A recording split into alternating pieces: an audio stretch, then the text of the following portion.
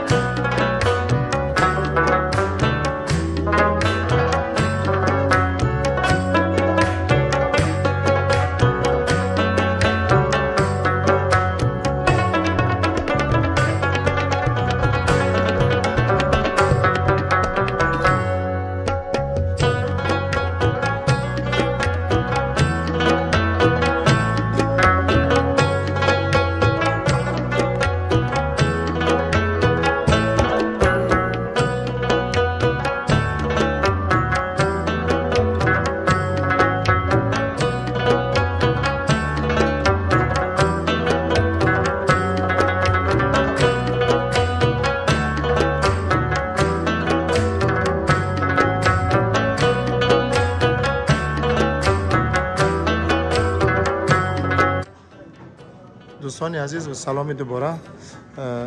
خواستم درباره این رستوران معلومات بدم برای شما. رستوران برای 500 نفر اگر زکاس کنی 4-4.5 هزار استاف که رستوران است. 4-4.5 هزار. بعد در این 4-4.5 هزار داخل میشه از همه چی میگن همه مبل، همه زال و همه جای عروس، جای داماد و جای حافظا و اینجا دکوراسیون برای توی همش دم داخل میشه. پلوس پاسوده و کوخنی را میتونه استفاده برای که ولی ما مایده میریم کوخنیش هم براتون نشان میدیم ان شاء الله. خلاص گپ که 4,000-4.5 هزار استاف کش بده. گروه حافظا هم بده اینجا 1 تا 2,000. در 1 تا 2,000 هم حافظی هم کامرا و همه چیزا داخل میشه. اینمی زال دیدین ها؟ اینمی زال برای عروسی، برای هر چی میگن محفلی که داشته باشین و میشه دست. این در شهر دورتموند آلمان است. ببینید دوستان خیلی هم زیبا و دیدنی میتونه که محفل عروسی تا بیاید همینجا تشکیل بتینه، تشکیل کنینه و گذرونش. خلاصی گپ.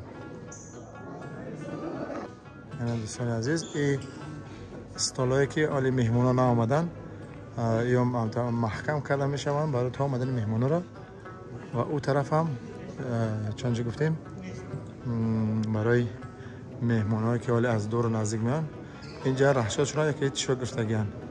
و دوستان این زال ببینید خیلی زال کلان هم هست. خوبی مثلا زال یک رسانه در چیه در پیشش پارکینگ کلانه در داخلش جای توالت مردانه و زنانه و همه چیزا داره و پلوس همه خوبیش چیه که مسجد داره.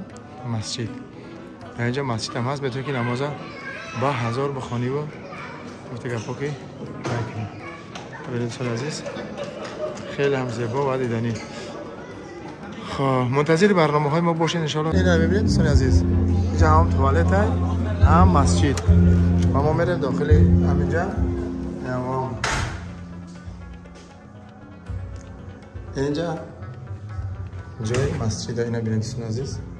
در رستوران هم توالت هم مسجد برای مشتری‌ها که وقتی نماز شد میتونن بیان نماز بخونن. اینا ببینید یک کابینت برای نمازگزارا کرده است. این مرده که خوب ببینید این مسجد و طرفش توالت و غسل.